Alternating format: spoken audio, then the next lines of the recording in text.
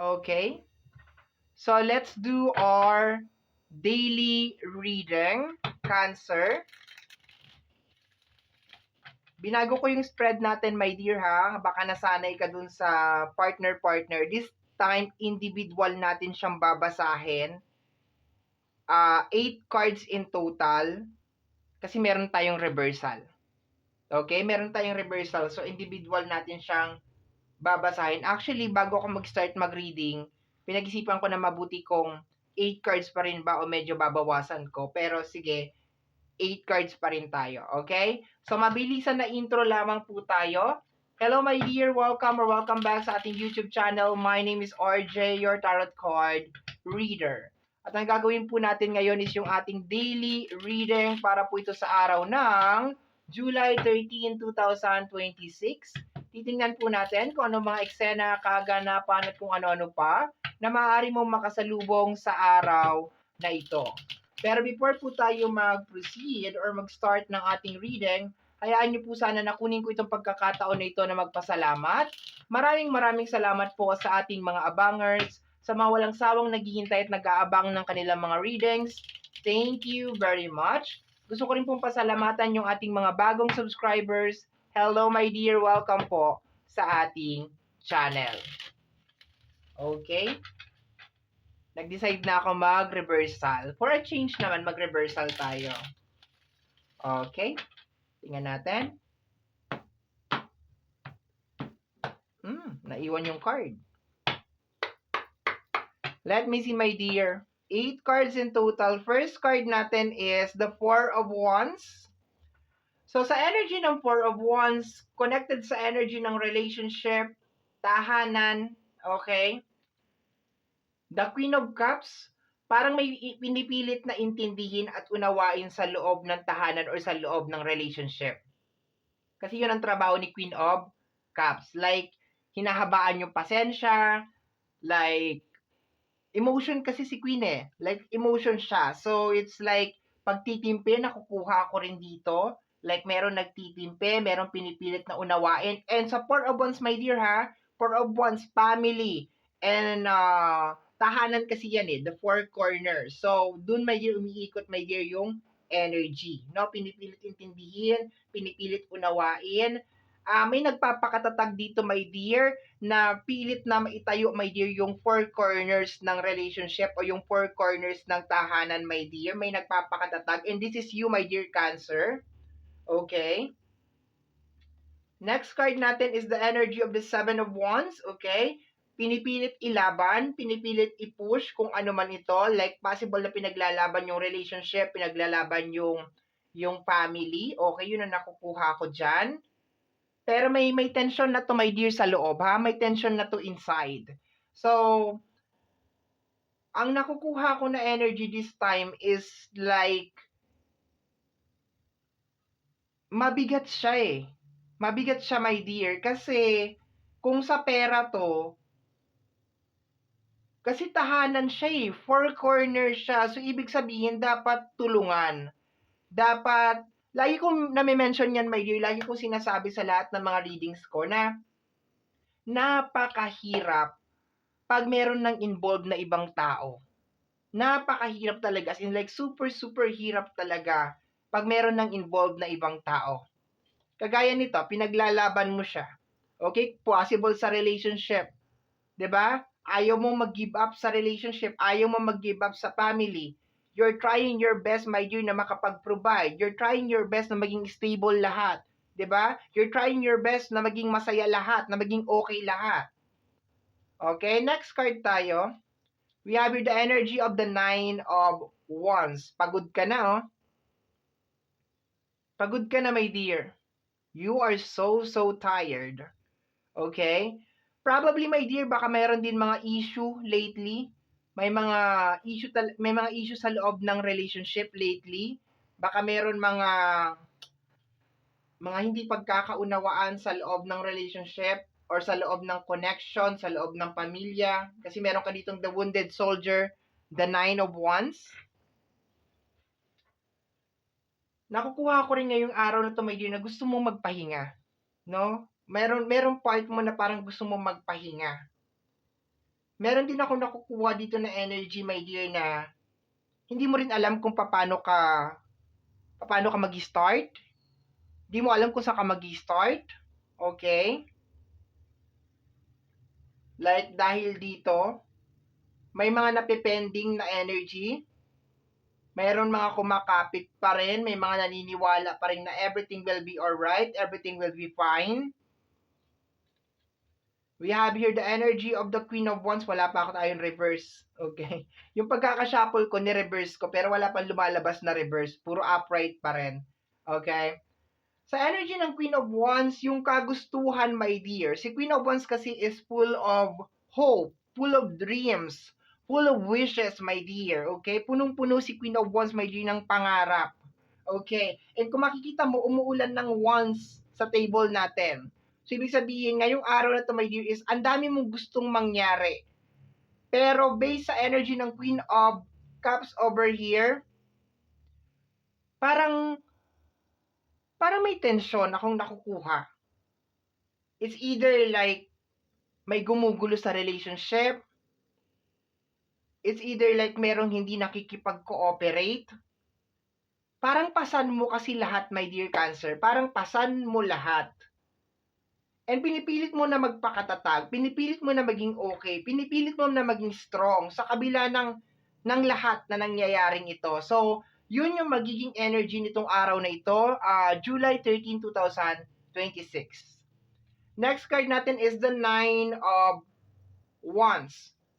Angel number 99, okay, or 99. There's a possibility, my dear, na gusto mo nang matapos ito.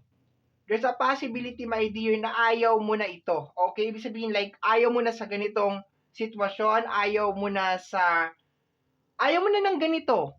Okay? You want this to end. Gusto mo na matapos kung ano man itong nangyayari na ito, kung ano man itong problema, okay? Nagkakaroon ka na siguro ng mga sleepless night, overthink. Iba yung pinapakita mo, my dear, sa labas, iba yung nangyayari sa'yo inside. Pressure ka talaga. Kasi nakukuha ko dito, ayaw mo, sa energy ng 7 of Wands, ayaw mo talagang bumitaw. Like, merong part sa iyo, my dear, na punong-puno pa rin talaga ng pag-asa. As in, like, full of hope. Naniniwala ka pa rin talaga na magiging okay ito. Pero, more on ano kasi yung energy niya eh. Dahil sa energy ng 4 of Wands, relationship ang nakuha ko talaga. Relationship and family. And, magpapakatotoo ako, my dear Cancer, ha? Ang hirap kasi talaga pag may involved na ibang tao. Actually, hindi mo na kinakailangan pa magpa-private reading eh. Yung typical na i-accept mo lang, my dear, na ang hirap nitong i-work kasi ako lang yung gusto na mag-work ito. Yun eh. Pag natanggap mo na kasi yun eh. Alam mo na.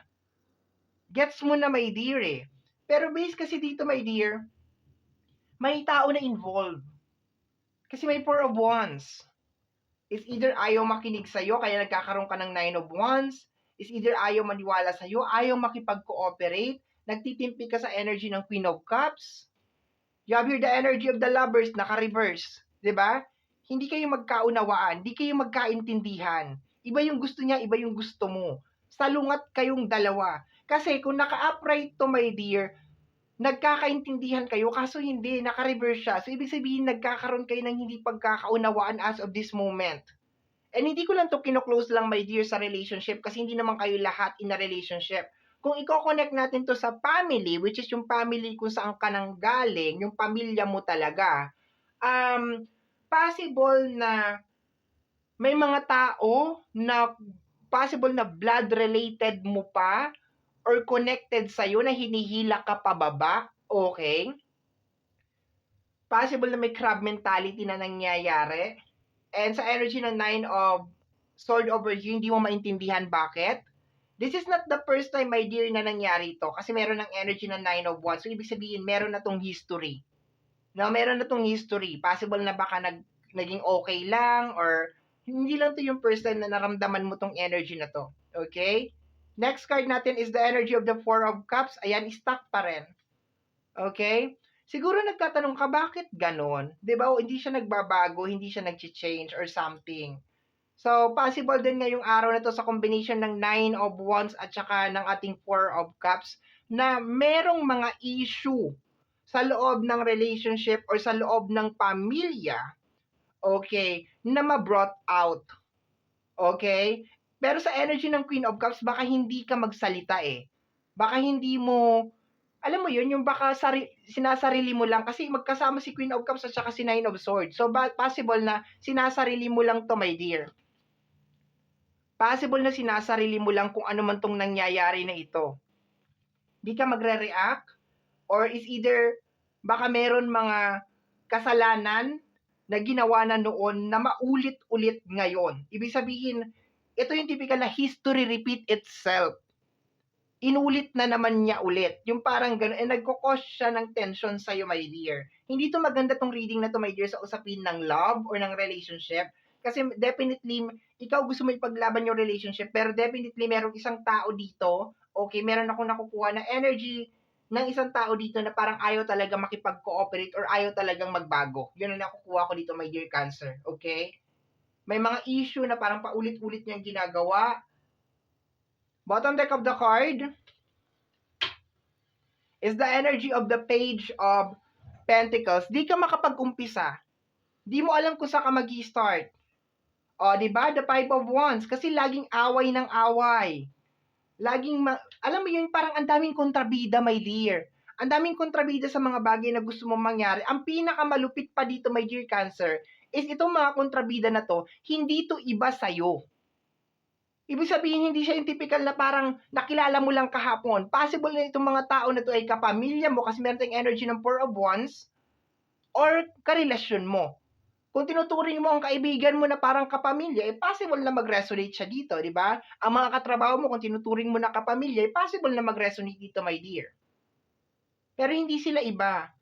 Hindi sila iba sa'yo, my dear. And kung makikita mo, may Five of Wands tayo dito. Ibig sabihin, may mga kontrabida, my dear. Kung may kinalaman to sa manifestation mo, my dear, okay? Mahirap makakuha ng support.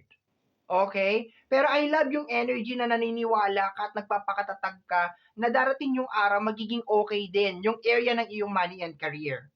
Kahit nasabihin mo na maraming mga kontrabida, ang daming mga epal, walang gustong mag-support sa'yo, ayan, di ka makapag-start, di mo alam kung saan ka mag-start, and meron mga issue na nandiyan pa rin. Pero I love yung energy mo, my dear, na talagang you still believe na darating yung araw, sisikat din yung araw sa side mo. And okay yon kasi bakit? Ikaw yan eh. Pero pag may involved na ibang tao kagaya nito, kung hindi din sila makikipag-cooperate, my dear, kung hindi din sila makikipag-participate, walang mangyayari. If you will try naman, my dear, you could try. Pwede mong subukan, my dear, na i-convince sila na, oy, para sa ating lahat naman tong ginagawa ko, eh, bakit ayaw nyong makipag-cooperate or ayaw mo makipag-cooperate? You could try. Pero at the end of the day, my dear Cancer, sila at sila pa rin talaga ang masusunod kung gusto nila makipag-cooperate sa'yo or hindi. Kumbaga, hindi natin sakop. Okay? Naka-reverse, my dear, ang Page. Possible din na hindi ka rin makapag-isip ng maayos ngayong araw na ito. And naka-reverse, my dear, yung ating the lovers, ibig sabihin, meron ayaw makipag-cooperate. Alam mo, ang pangit pa na nakukuha ko dito, my dear Cancer, possible na meron mga tao na ayaw makipag-cooperate kasi alam nila na yung gagawin nila na hindi makikipag-cooperate is magkukos ng delay sa'yo or magkukos ng pending. So kung lately, my dear, meron mga tao na ayaw makipag-cooperate, ayaw makipag-usap, ayaw sumunod, ayaw makinig, malaki ang posibilidad, my dear, na kaya niya ginagawa yan is because alam niya na magkukos siya ng malaking abala sa'yo or magkukos siya ng malaking delay sa'yo. Okay? So, my dear Cancer, yan po nasagap natin na message, energy para sa araw na ito, July 13, 2026. Kagaya po ng lagi kong sinasabi, ang tanging hiling at dasal ko lamang po sa ating buong may kapal na ang mga readings na ginagawa ko ay nakakatulong po sana sa ating lahat. Maraming salamat po. Thank you, my dear. Ingat po palagi. Bye-bye!